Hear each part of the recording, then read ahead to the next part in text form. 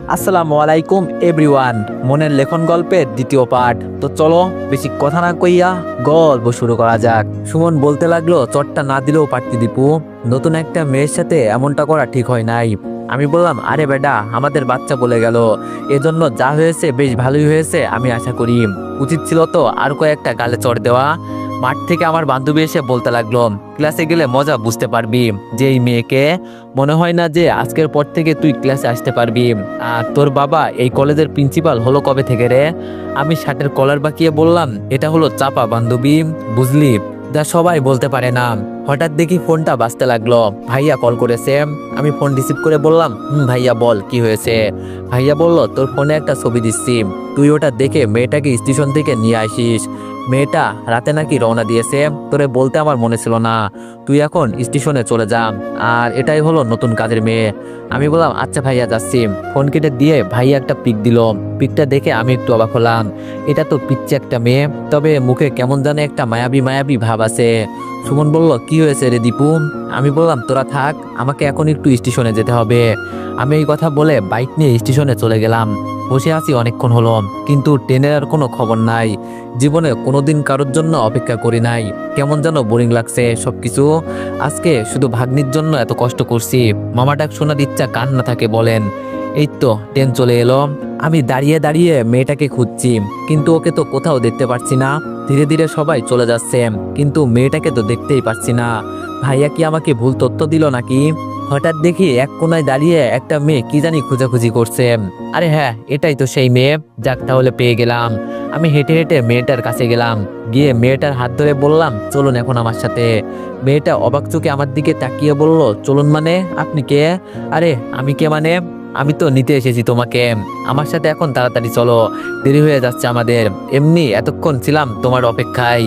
আমার কথা শুনেই মেয়েটা চিৎকার দিয়ে বলল, কেউ বাঁচান আমাকে, এই ছেলে আমাকে তুলে নিয়ে যেতে চাই, আমাকেও বিক্রি করে দিবে, আমার সাথে খারাপ কিছু করবে, বাঁচান আমাকে প্লিজ। এই পর্যন্ত মেয়েটা বলে থেমে গেল। আর মেয়েটার কথা শুনে আশেপাশের মানুষগুলো আমার দিকে এগিয়ে এলো। আর পাবলিকের কি মার, চিৎকার করব সেই সময়টাও আমাকে দিচ্ছে না, এমনভাবে মারতে লাগলো আমাকে। এক সময় পুলিশ এসে সবাইকে থামিয়ে আমার হাতে হ্যান্ডকাপ লাগিয়ে বলল, অসহায় মেয়ে পেলে মেয়েদের সাথে নষ্টামি শুরু করিস, আজকে তুই জেলে চল, তোরে দেখাচ্ছি আমরা কি জিনিস। আমি ব্যথার যন্ত্রণা সহ্য করতে না পেরে বললাম, বিশ্বাস করেন স্যার, আমি তো ওকে। একটা পুলিশ বলল, তুই চুপ থাক, তোরে আমরা পরে দেখছি। এই কথা বলে আমাকে পুলিশের জিপে তুলে নিল। আর যেই মেয়েটাকে নিতে এসেছিলাম সেই মেয়েটাকে একটা পুলিশ নিয়ে যাচ্ছে, হয়তো আমাদের বাসায় পৌঁছে দিবে। আর এইদিকে বিপদে পড়ছি শুধু আমি। আহা, পাবলিকের কি মার বাবা গো, সবকিছু এখন ব্যথা করে, হাঁটতেও পারি না ঠিক মতো। পুলিশ আমাকে নিয়ে থানায় চলে গেল, আমাকে জেলের ভিতরে ঢুকিয়ে বলল, আজকে তোরে গরম ঠান্ডা মিলিয়ে সবকিছু থেরাপি দেওয়া হবে, রেডি থাক। পুলিশের কথা শুনে, ওয়ানেক্স হচ্ছে সবচেয়ে বিশ্বস্ত বুকমেকার, পিএসজি এবং সিরিয়া এই অ্যাপের অফিসিয়াল পার্টনার। এই অ্যাপে আপনি cricket, football, tennis live match দেখে এবং তাদের ভবিষ্যৎবাণী করে সহজেই অর্থ উপার্জন করতে পারবেন। সেই সাথে বিএমডাব্লিউ গাড়ি, আইফোন, ল্যাপটপ এবং আরও অনেক নগদ পুরস্কার জেতারও সুযোগ রয়েছে। এই অ্যাপটিতে আপনি crash crystal, under and over 21 ইত্যাদি গেম খেলে সহজেই আয় করতে পারবেন। আপনি বিকাশ, নগদ, রকেট, ব্যাংক, ক্রিপ্টো, পেপাল এবং অন্যান্য সহজ পদ্ধতির মাধ্যমে সহজেই আপনার জেতা টাকা তুলতে পারবেন। এখানে আপনি 24 ঘন্টা 7 দিন গ্রাহক সহায়তা পাবেন। তাই এখনই গুগলে ওয়ানেক্স সার্চ করে প্রথম ওয়েবসাইটে গিয়ে রেজিস্ট্রেশন করুন। আর হ্যাঁ, রেজিস্ট্রেশনের সময় আমার প্রোমো কোড VOTO7 ব্যবহার করে প্রথমবার ডিপোজিটে 20,000 টাকা পর্যন্ত পান। আমার এখন ভয় হতে শুরু করলো। জীবনে আমি কোনোদিন থানা পর্যন্ত আসি নাই, আজকে একটা কাজের মেয়ের জন্য এখানে আসছি। আগে তো আমি এখান থেকে বের হই, পরে মেয়েটাকে দেখে নিচ্ছি, কিন্তু এখন এখান থেকে বাঁচবো কিভাবে? হঠাৎ করে আমার মাথায় একটা বুদ্ধি এলো। আমার ফোন তো পুলিশ নিয়ে নিছে, এখন তো কথাও বলতে পারবো না। তবে আমার এক বান্ধবীর ভাই নাকি কোনো এক বড় পদে চাকরি করে। এখন এক কাজ করি, বান্ধবীকে কল দিয়ে বলি আমাকে বাঁচা, কিন্তু ওকে কল দিলে ও কাহিনী বড় করে ফেলবে। এর থেকে আম্মুকে কল দিয়ে দেখি আম্মু কি বলে। এক কনস্টেবলকে ডাক দিয়ে বললাম, স্যার একটু এখানে আসবেন। কনস্টেবল আমার কাছে এসে বলল, বলেন কি হয়েছে। আমি বললাম, স্যার আপনার ফোনটা একটু দিবেন, 1 মিনিট কথা বলবো, প্লিজ একটু দেন। কনস্টেবল আমার হাতে ফোনটা দিয়ে বলল, আচ্ছা এই নেন, তাড়াতাড়ি করবেন কিন্তু, স্যার জানতে পারলে কিন্তু সমস্যা হবে। আমি আচ্ছা বলে ফোনটা নিলাম। আম্মুকে কল দিয়ে বললাম, হ্যালো আম্মু, তুমি এখন কোথায় আছো? আম্মু ফোন রিসিভ করে বলল, কেন, আমি তো এখন বাসায়, কিন্তু তোর ভাই তোরে এক জায়গায় যেতে বলেছে, আর তুই কোথাও গিয়ে বসে আছোস? হ্যাঁ। আমি বললাম, কাহিনী তো একটা হয়ে গেছে আম্মু। আম্মু বলল, কাহিনীর কথা বলিস, তোর কারণে আজকে কত বড় একটা সমস্যা তৈরি হয়েছিল এটা তুই আর জানিস না। আগে তুই বাসায় আয়, পরে দেখাচ্ছি। আজকে রিয়ার যদি কিছু হয়ে যেত, জানিস মেয়েটা শহর থেকে একা একা আসছে, এসে নাকি কাউকে পায় না। কোথা থেকে একটা ছেলে এসে বলল, চলো আমার সাথে, আমি তোমাকে নিয়ে যাচ্ছি। ছেলেটা নাকি আরো বলল, আমার সাথে চলো, তোমাকে অনেক টাকা দিব। না জানি মেয়েটাকে নিয়ে গিয়ে কি করতো। পরে ও নাকি মানুষ ডেকে ছেলেটাকে গণপিটানি দিয়েছে। আমি বলি, খুব ভালো করেছে। ইস, আজকে যদি ওর কিছু হয়ে যেত। আমি বললাম, ওর কিছু হবে না তো আম্মু, হয়েছে তো আমার। এই কাজের মেয়ে যার কথা বলছে সেই ছেলেটা হলাম আমি। আমি ওকে আনতে গিয়েছিলাম, শুধু বলেছিলাম চলো আমার সাথে, আমাদের দেরি হয়ে যাচ্ছে। এটা শোনার পর ও সবাইকে ডেকে আমাকে কি গণপিটানি না খাওয়ালো। আমি শুধু একবার বাসায় আসি, তারপর ওকে আমি দেখছি, ছাড়বো না আমি ওকে। এখন তুমি কি আমাকে জেল থেকে বের করবে, নাকি আমি এখানেই পড়েই মারা যাব? আম্মু বলল, কি বলিস এইসব তুই? ছেলেটা তুই ছিলি? আমি আম্মুকে থানার ঠিকানা দিয়ে বললাম, তাড়াতাড়ি আসো বলছি, নইলে খুব খারাপ হয়ে যাবে। এই বলে দিলাম। কল কেটে দিয়ে কনস্টেবলকে বললাম, ধন্যবাদ স্যার আপনাকে। কিছুক্ষণ পর আম্মু একজন উকিল নিয়ে ভিতরে আসলো, কিন্তু একজন পুলিশ আম্মুকে বলল, আরে ম্যাডাম, আপনি এখানে? আর মেয়েটা তো ঠিক আছে নাকি, না পরে কোনো সমস্যা হয়েছিল? কনস্টেবলের কথা শুনে আম্মু কিছু বলল না, আমার দিকে একবার তাকিয়ে সরাসরি ভিতরে চলে গেল। কিছুক্ষণ পর একজন কনস্টেবল এসে জেলের থানা খুলে আমাকে বলল, আপনি এখন যেতে পারেন, তবে যাওয়ার আগে স্যারের সাথে দেখা করে যাবেন। আমি জেল থেকে বের হয়ে ওসির কেবিনে চলে গেলাম। আম্মু আমাকে দেখে বলল, ইস, আমার ছেলেটার কি অবস্থা করেছে, এটা কিন্তু ঠিক করে নাই স্যার। বাবা তুই চল এখান থেকে, আর থাকা লাগবে না, আমরা বের হয়ে যাচ্ছি। তখন পিছন থেকে ওসি বলল, সবসময় বোকার মতো কাজ করবে না, আজকে নিজের বোকামির কারণেই নিজেই গণপিটানি খেলেন। আর সাবধানে, পুলিশের হাতে আর দ্বিতীয়বার পড়বে না, পড়লে কিন্তু তোমার 12টা বাজিয়ে দিবে। থানা থেকে বের হতেই আম্মু বলল, তুই মেয়েটাকে এটাও বলতে পারতি যে আমাকে আমার ভাই পাঠিয়েছে, আর আজকে থেকে তুমি আমাদের বাসায় কাজ করবে। এইটুকু বললে তো মেয়েটা সবকিছু বুঝে যেত, কিন্তু তুই কি সব উল্টাপাল্টা কথা বলিস? মার খাবি না তো? কি লোকেরা তোকে আদর করবে? আম্মু, তুমি আমাকে এটা বলতে পারলে? আমি তো বলতে চেয়েছিলাম, কিন্তু তার আগে আমার 12টা বেজে গেছে। আমি আগে বাসায় যাই, পরে দেখছি ওকে আমি। আম্মু বলল, বাবা, গ্রামের মেয়ে খুব সহজ সরল, এত কিছু বুঝতে পারে নাই। এখন যদি এইসবের জন্য ওকে বাসা থেকে বের করে দিই, তাহলে আরেকটা মেয়ে কোথায় খুঁজে পাবো তুই বল? ওকে কিছু বলার দরকার নেই, আমি বলবো নি তোর কাছ থেকে মাপ চেয়ে নিতে। আমি বললাম, আম্মু, তুমি ওর পক্ষ নিয়ে কথা বলছো? আম্মু বলল, আচ্ছা বাবা, এখন এইসব বাদ দে, আর বাসায় চল, যা হয়েছে তা তো হয়েই গেছে। আমি বললাম, তুমি বাসায় যাও, আমি একটু হাসপাতাল থেকে আসি, যেই গণপিটনি খেলাম আমার সারা জীবন মনে থাকবে। আম্মু চলে যাওয়ার পর আমি হাসপাতালে বাইক নিয়ে চলে গেলাম, কিছু ট্রিটমেন্ট করে বাসার দিকে রওনা দিলাম। মনে মনে বলছি, মেয়েদের জন্য যে ছেলেরা সবকিছু করতে পারে তা আজকে আমার বিশ্বাস হয়েছে। যদি একটা মেয়ে একটা ছেলেকে বলে, আমার জন্য তোমার অন্য কোনো ছেলেকে খুন করতে হবে, আরে ভাই, ছেলেরা বিনা দ্বিধায় ওকে খুন করে দিবে, একটুও চিন্তা করবে না। এটাই হয়তো মেয়েদের পাওয়ার। বাসার সামনে গিয়ে দরজায় কলিং বেল দিতে লাগলাম, আর কিছুক্ষণ পর রিয়া এসে দরজা খুলে দিল, মানে কাজের মেয়েটা। ও আমাকে দেখেই ভিতরে দৌড়াতে শুরু করলো। আমি ডাক দিয়ে বললাম, যদি এখানে না দাঁড়াও তো তোমার চাকরি আজকেই শেষ, চাকরি আর করতে হবে না তোমাকে। আমার কথা শুনে মেয়েটা দাঁড়িয়ে গেল, আর কান্না করতে করতে বলল, স্যার, আমার ভুল হয়ে গেছে, আমাকে মাফ করে দেন। আমি তখন আসলেই আপনাকে চিনতে পারি নাই, প্লিজ স্যার, আমাকে মাফ করে দেন। আম্মু সিঁড়ি দিয়ে নিচে নেমে বলল, দীপু, তোরে বলছি না এইসব বাদ দে, মেয়েটা এত কিছু বোঝে না, হয়তো ভুল করেছে। রিয়া গিয়ে আম্মুর পিছনে দাঁড়িয়ে গেল, ভয়ে ভয়ে বলছে, খালামণি বলেন আমার ভুল হয়ে গেছে, আমার এমন ভুল আর হবে না, বলেন না মাফ করে দিতে। আমি আর কিছু বললাম না, চুপচাপ আমি আমার রুমে চলে গেলাম। ওকে এখন বেশি কিছু বললে সত্যি সত্যি পরে আরো কান্না করবে, কি থেকে কি করে বসবে কে জানে, এজন্য ওকে আর কিছু বলি নাই। ফ্রেশ হয়ে রুমে বসতেই রিয়া হাতে করে একটা বরফের টুকরো নিয়ে ভিতরে আসলো। ওর হাতে বরফের টুকরো দেখে আমি বললাম, এটা কেন তোমার হাতে? রিয়া বলল, আমি খালামণিকে জিজ্ঞেস করেছি, খালামণি, বড় লোকেরা যদি আঘাত পায় তাহলে এখানে কি দেয়? খালামণি বলল, আগে ওষুধ খাই, আর ক্ষত জায়গায় নাকি বরফ দিলে ঠিক হয়ে যায়। এই কথা বলে রিয়া আমার পাশে বসে আমার মাথায় বরফের টুকরো চেপে ধরে বলল, সরি স্যার, আমার ভুল হয়ে গেছে। আমি বললাম, বুঝছি, আচ্ছা এটা দাও আমার কাছে। রিয়া বলল, না স্যার, দিব না, আমার কারণে আপনার এই অবস্থা, আপনাকে ভালো করার দায়িত্ব এখন আমার। রিয়ার কাছ থেকে বরফের টুকরো নিয়ে বললাম, তোমার নাম কি রিয়া নাকি? রিয়া বলল, স্যার, কিন্তু আপনি আমার নাম জানেন কিভাবে? আমি বললাম আম্মুর মুখ থেকে শুনেছিলাম, তবে তোমার মুখের সাথে তোমার নামটার মিল আছে, যেমন মায়াবী চেহারা তেমন মায়াবী নাম। রিয়া বলল, স্যার এই মায়াবী আবার কি? আমি তো চিনি না, নাকি ওটাও একটা নাম? আমি বললাম তোমাকে চিনতে হবে না, তোমার বাবা কি করে? রিয়া বলল, আব্বা তো খেতে কাম করে। জানেন আমার আব্বা খুব কষ্ট করে, আমি আব্বার কষ্ট সহ্য করতে পারি না, এজন্য আমিও কাজ করতে বের হয়েছি। আমি বললাম সত্যি তুমি খুব ভালো মেয়ে। রিয়া বলল, স্যার আমাকে ভালো বলবেন না, আর ভালো মেয়েরা কি কাজ করে নাকি? আমি বললাম সময় হলে তুমিও বুঝবে কি ভালো আর কি খারাপ, পড়াশোনা করো। রিয়া বলল, স্যার আমাদের এত টিয়া পয়সা নাই দিয়ে পড়ালেখা করব, 9 পর্যন্ত পড়ছিলাম কষ্ট করে, কিন্তু বাবা সংসার চালাতে পারে না, এজন্য পড়াশোনা ছেড়ে দিয়েছি। কিতা হবে পড়াশোনা করলে স্যার, এজন্য ভাবলাম আব্বাকে সাহায্য করি। আমি বললাম বুঝলাম, আচ্ছা এখন তুমি যাও, আমি ঘুমাবো, যদি দরকার হয় পরে তোমাকে আমি ডেকে নিব। রিয়া বলল, স্যার আপনি ঘুমান, আমি আপনাকে বাতাস করি, এমনি তো কারেন্ট নাই। আমি হাত দিয়ে উপরে ইশারা করে বললাম, এটা কি দেখতে পারছো? এটা হলো এসি, আমার রুমে থাকলে গরম লাগবে না, এসির কারণে ঠান্ডা লাগবে। রিয়া বলল, কারেন্ট না থাকলেও কি এসি চলে স্যার? আর এটা কিভাবে চালাই আমাকে একটু শিখাবেন? আমি বললাম, শোনো আমি কি বলি আমাকে স্যার বলতে হবে না, ভাইয়া বলবে। রিয়া বলল, আচ্ছা ঠিক আছে ভাইয়া বলবো। আমি বললাম এখন তুমি যাও, আমি ঘুমাবো। রিয়া বলল, ভাইয়া আপনার জন্য চা বানিয়ে আনি, আমি কিন্তু খুব ভালো চা বানাতে পারি, আনবো কি স্যার আপনার জন্য চা বানিয়ে? আমি বললাম, যাও তাড়াতাড়ি নিয়ে আসো। যাক মেয়েটাকে কোনোভাবে বিদায় করলাম। এই মেয়ে যেই কথা বলে কয়েকদিন যদি ও এখানে থাকে তাহলে তো আমি পাগল হয়ে যাব। তবে সত্যি গ্রামের মেয়েরা অনেক ভালো, রিয়াকে দেখলে সবকিছু বোঝা যায়। তবে ওর কারণে যে আমি গণপিটানি খাইছি এটা আমার সারা জীবন মনে থাকবে। ভাবছিলাম ওর উপর একটু রাগ দেখাবো, কিন্তু ওর কান্নার মুখ দেখে আমি কিছু বলতেও পারলাম না।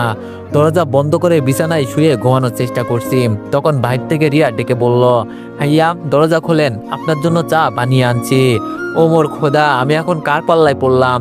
এই মেয়ে তো দেখি আমার 12টা বাজিয়ে দিবে, এখন তো আমাকে ঘুমাতেও দিবে না, কি যে এক বিপদে পড়লাম আমি। আমি দরজা খুলছি না দেখে রিয়া আবার বলল, ভাইয়া তাড়াতাড়ি দরজা খোলেন, চা কিন্তু ঠান্ডা হয়ে যাবে। আমি খাই কফি আর এই মেয়ে চা নিয়ে আসছে, মনটা চাইতেছে ওর মাথা ফাটিয়ে ফেলতে। দরজা খুলতে রিয়া আমার হাতে চায়ের কাপ দিয়ে বলল, ভাইয়া খেয়ে দেখেন তো কেমন হয়েছে। কি আর করব, বানিয়ে যেহেতু আনছে খেতে তো হবেই।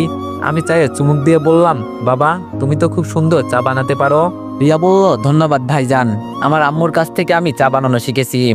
এই মেয়ে তো আমাকে পাগল বানিয়ে দিবে, একবার বলে ভাইয়া আরেকবার বলে ভাইজান। আমি এবার বললাম, ভাইয়া বলবে, শুধু ভাইয়া, অন্য কিছু না। রিয়া বলল, আচ্ছা ঠিক আছে ভাইয়া, এখন বলেন আপনার কি আরো কিছু লাগবে? আমি বললাম, না আমার এখন আর কিছু লাগবে না, তুমি এখন যাও। রিয়া বলল, ভাইয়া আমি কিন্তু খুব ভালো বিরিয়ানি রান্না করতে পারি, আপনাকে কিন্তু বিরিয়ানি রান্না করে খাওয়াবো, তবে আমার এখন যেতে হবে। দাদি বলল, ভাইকে নাকি দুধ খাওয়াতে হবে, পরে খালামণিকে সাহায্য করতে হবে, রান্না করতে হবে, কাপড় ধুইতে হবে, পরে যেন আর কি বলল। আমি বললাম, এই মেয়ে দিব কিন্তু এখন মাথায় একটা, এত কথা বলা লাগে, এখন যাও আম্মুর সাথে কাজ করো গিয়ে। আমার কথা শুনে রিয়া মুখ কালো করে দাঁড়িয়ে আছে। আমি আবার বললাম, কি হলো যাও না কেন, আমি এখন ঘুমাবো। রিয়া বলল, ভাইয়া চায়ের কাপটা নিতে হবে না? আমি বললাম, এই কাপটা তোমার মাথায় ফাটাবো, যাও এখান থেকে বলছি। রিয়া আর কোনো কথা বলে নাই, ভয় পেয়ে চুপচাপ চলে গেছে। রাতে সবাই মিলে খাবার খেয়ে সোফায় বসে আড্ডা দিচ্ছি, তখন আমার দাদি বলল, দীপু আমি একটা সিদ্ধান্ত নিয়েছি এবং এটা তোর মানতে হবে, কারণ আজকে এই সব কিছুর পেছনে তোর হাত আছে। দাদির কথা শুনে আমি একটু অবাক হলাম। আমি বললাম, কি এমন হয়েছে দাদি যে আপনি এইভাবে কথা বলছেন? দাদি রিয়ার কোল থেকে মাইকে নিয়ে আমার কাছে দিয়ে বলল, ওর মা ওর ভবিষ্যতের কথা চিন্তা করে নাই, ওকে এভাবে ফেলে চলে গেল, ওর বাবাও বাচ্চাটাকে আমাদের কাছে দিয়ে দিল। ও বড় হয়ে কি পরিচয় দিবে? যখন বড় হবে তখন বলবে আমার বাবা মা কোথায়, তখন কি আমরা বলতে পারবো যে ওর মা ওকে ফেলে চলে গেছে আর ওর বাবা ওকে আমাদের দিয়ে দিছে? বলতে পারবো আমরা এমন কথা? দাদির কথা শুনে আম্মু বলল, তাহলে আম্মা আপনি কি বলতে চান, আমার নাতিকে আমরা অন্য কারো কাছে দিয়ে দিব? দাদি আম্মুকে বলল, বৌমা আমি সেটা বলছি না, ওকে আমরা বাবার পরিচয় দিয়ে বড় করব। আমি বললাম, তাহলে কি আমরা দুলাভাইয়ের কাছে ওকে রেখে আসবো? দাদি পান খেতে খেতে বলল, আমি সেটা বলি নাই, আমরা ওকে বাবার পরিচয় দিব, তবে সেই বাবা হবি তুই, সবকিছুর পেছনে তুই দায়ী। তোর বোনকে তোর কথা শুনে বিয়ে দেওয়া হয়েছে, আর এই মাইকে নিয়ে আসছি তোর কথা শুনে, এখন ওর দায়িত্ব নিবি তুই। যেই মেয়ে আমাদের কথা না শুনে চলে গেছে তাকে আমরা ত্যায্যপুত্র করে দিলাম। আম্মু দাদির কথা শুনে বলল, আপনার মাথা খারাপ হয়েছে আম্মা, কি বলেন এইসব? আমার ছেলের জীবনটা আমি কি এই বয়সে নষ্ট করতে করতে চাই, পরে ওকে কোন মেয়ে বিয়ে করবে? দরকার নেই আম্মা, যেভাবে আছে সেভাবেই থাক, পরে বড় হলে দেখা যাবে কি করা যায়। দাদি আমার দিকে তাকিয়ে বলল, দেখ নাতি, বিয়ে করলে মেয়ের অভাব হবে না, ও তোর ভাগ্নি হয়, আমি তোর ভালোর জন্যই বলছি। দাদির সাথে তাল মিলিয়ে রিয়া বলল, ভাইয়া আমাদের গ্রামের মেয়েরা এত কিছু বোঝে না, আমি গ্রাম থেকে আপনাকে একটা মেয়ে পছন্দ করে দিব, আপনি দাদির কথা মেনে নেন। রিয়ার দিকে আমি চোখ ঘুরিয়ে তাকিয়ে বললাম, চুপ করে বসে থাকো বলছি। দাদি আবার বলল, নাতি সবকিছু তোর ইচ্ছে, আমি মেয়েটার ভালোর জন্যই বলছি, বাকিটা তোর ইচ্ছে। আমি বললাম, দাদি আগে চিন্তা করে দেখি একটু বিষয়টা, পরে আমি তোমাকে জানাবো। দাদি আমার মাথার পাশে বসে বলল, আমার তোর জন্য চিন্তা হয় না, তুই এখন বড় হয়েছিস, তোর ভালো মন্দ তুই ভালো করেই বুঝিস, কিন্তু মেয়েটার একটা ভবিষ্যৎ আছে না। আমি দাদির হাত ধরে বললাম, আচ্ছা সময় তো এখনো আছে, তুমি এখন যাও, গিয়ে ঘুমাও, এত চিন্তা করো না, পরে তোমাকে জানাবো। রিয়া দাদির হাত ধরে বলল, দাদি আপনি চলেন, আপনাকে আমি রুমে দিয়ে আসি। দাদি চলে যাওয়ার পর আম্মু বলল, তোর দাদি কি পাগলামো শুরু করছে? তোর বাবা আর তোর ভাই শুনতে পারলে কি বকা দিবে জানিস? আর ও তোর বড় বোনের মেয়ে, একবার চিন্তা করে দেখ। আমি বললাম, বাদ দাও না আম্মু, উনি এখন মুরব্বী হয়েছেন, মন যা বলে তাই করে। তবে একটা কথা কি জানো আম্মু, কারো কথা না শুনে আমি আমার ভাগ্নিকে এখানে নিয়ে আসছি, এর জন্য যদি ওকে নতুন জীবন দিয়ে বাঁচাতে হয় আমি তাই করব, বাবা হতে হলে আমি সেটাও হব। আম্মু আমার মাথায় হাত দিয়ে বলল, বাবা এটা কোনো ছেলে খেলা না, পাগলামি করিস না প্লিজ। আমি বললাম, বলছি না আম্মু, ওকে নিয়ে আসছি আমি, ওর দায়িত্ব এখন আমার উপর, তোমার কোনো চিন্তা করতে হবে না। আম্মু আমাকে জড়িয়ে ধরে কান্না করে বলল, তোর ভাই এখনো বিয়ে করে নাই, এর আগে তুই বাচ্চার বাবা হলে পরে তোর কাছে কে মেয়ে দিবে? একবার তো চিন্তা করে দেখ, বাইরে গিয়ে মন যা চায় তাই করিস, আজকে বাবার টাকা আছে বলে সবকিছু করতে পারিস, যেদিন বাবার টাকা থাকবে না সেই দিন বুঝবি।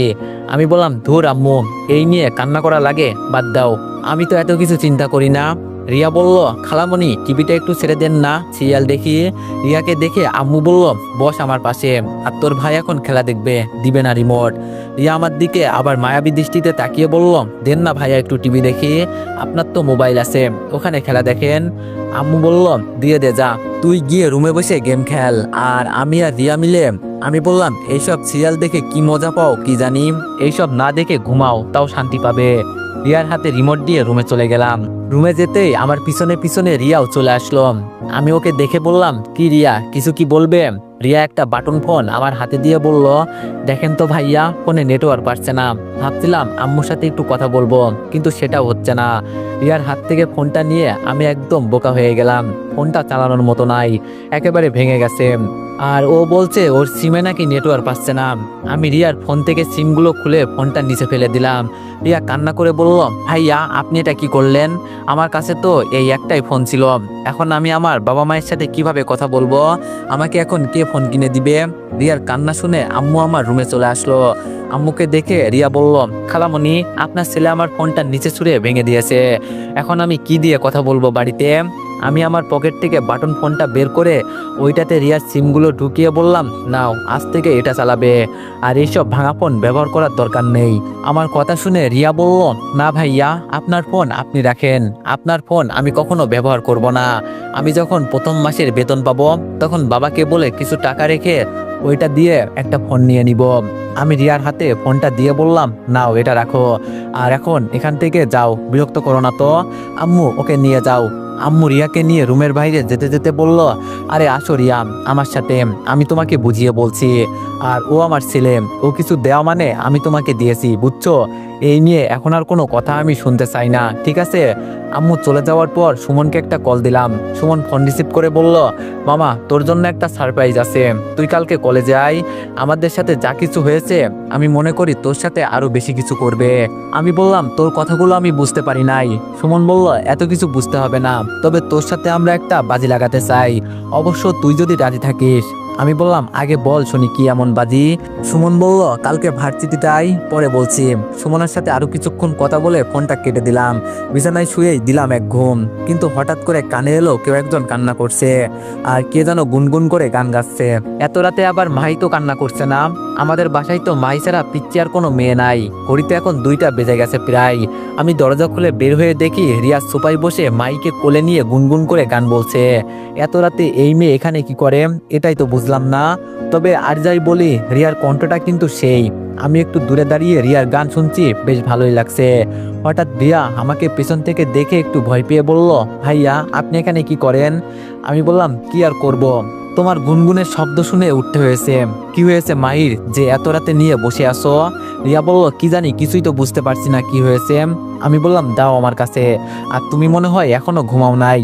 রিয়া বলল, ভাইয়া আমি এখানে কাজ করতে এসেছি, আর এর জন্য যদি আমার সারা রাত কাজ করতে হয় আমি সেটা করতেও রাজি আছি। মাহিকে কোলে নিয়ে রিয়ার মাথায় হাত দিয়ে বললাম, সবকিছু বেশি বেশি বোঝো, এই বয়সে তোমার ঘুমের দরকার, ঠিক আছে? এখন যাও গিয়ে ঘুমিয়ে পড়ো, আমি ওকে দেখছি।